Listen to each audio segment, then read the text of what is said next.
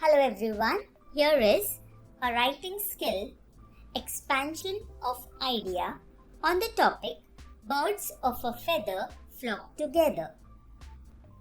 Witnessing birds flying together in the sky is a very common sight. They always move, flock and feed together.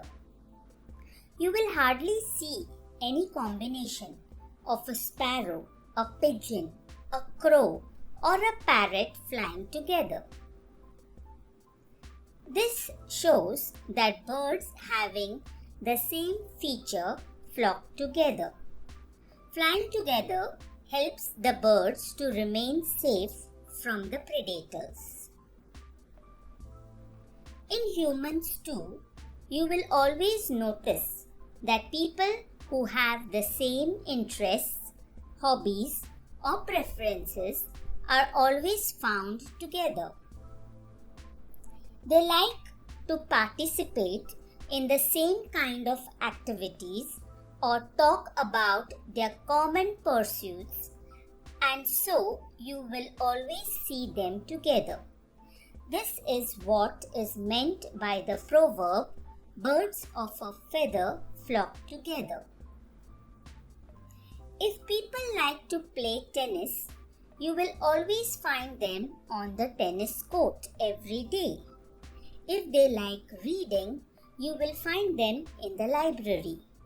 If they like cricket, you will find them on the cricket field.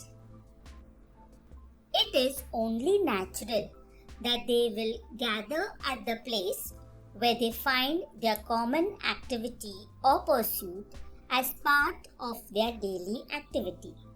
They would like to discuss the adventures of their experiences. They naturally like to be in the company of people who have the same interest as they have. This proverb has got a very deeper meaning. It states that the character of a man is determined mostly by the kind of company that he keeps. A drunkard won't feel comfortable with the company of intellectuals, religious and refined men.